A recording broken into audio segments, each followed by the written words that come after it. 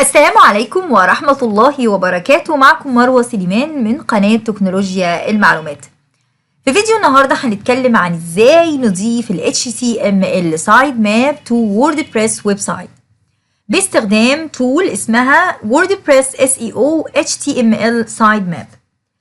احنا اتفقنا ان ال HTML sitemap في فيديوهات سابقة لما فرقنا ما بين ال HTML sitemap وال XML sitemap ان ال HTML sitemap بتكون افضل لليوزر، لان اليوزر لما بيخش على السايت ماب هي عباره عن بيج. ال HTML سايت ماب هتبص تلاقي ان هي عباره عن بيج موجوده عندك في الموقع، بيكون محطوط فيها كل اللينكس وكل البوستات وكل الكونتنت اللي له علاقه بالموقع بتاعك، وبالتالي بيبقى سهل جدا على اليوزر ان هو يتنقل ما بين الموضوعات او التوبكس المختلفه جوه الموقع بتاعك او الكاتيجوريز المختلفه، لان مش شرط كل الاشخاص اللي يكونوا داخلين الموقع بتاعك يكونوا مهتمين بكل المواضيع اللي انت بتكتبها.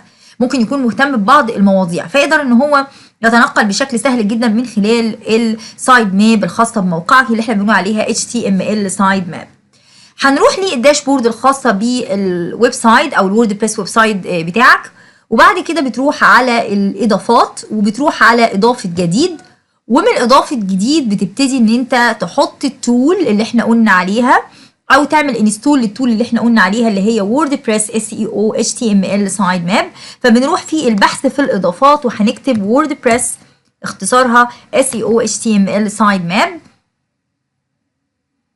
بيعمل سيرش.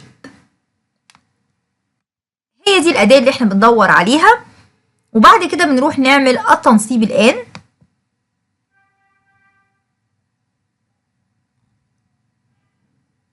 وبعد ما عملنا لها انستوليشن بعد كده بنعمل لها تفعيل. بعد كده هنبص نلاقي ان تم اضافه البلجن اللي احنا عملنا لها انستوليشن وعملنا لها اكتيفيشن او تفعيل. هي دي البلجن بتاعتنا. بخش على HTML sitemap setting،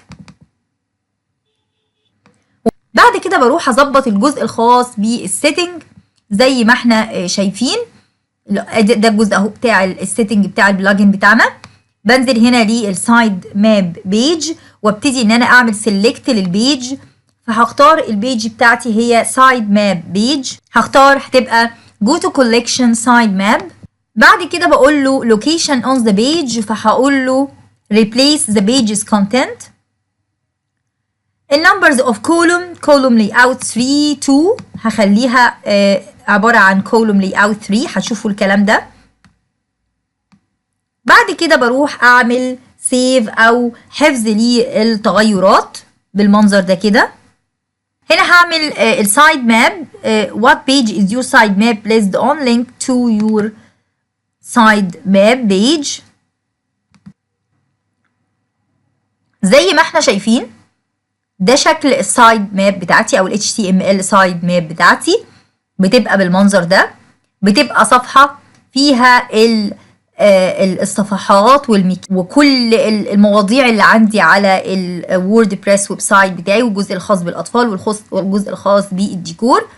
لو رحت لاي كاتيجوري تاني هبص الاقي عادي جدا انا رجعت للكاتيجوري الخاص ب الديكور او البيت، وبعدين ارجع تاني اروح لجو تو كولكشن سايد ماب علشان اشوف الصفحه او البيج اللي هشوف من خلالها كل الصفحات الموجوده بالموقع اللي هقدر ان انا اتنقل من خلالها. اللي الشخص اللي هيخش الموقع او اليوزر لو دخل عليها هيلاقي كل الكونتنت بتاعي الخاص بالموقع زي ما احنا شايفين. اقدر اخش منها على الكونتنت اللي انا عايزه، او سي مثلا ادي المقاله دي عجبتني فابتدي ان انا يعني مثلا المقاله دي عجبتني ابتدي ان انا اخش عليها من غير ما احتاج ان انا اتفرج جوه الموقع كله.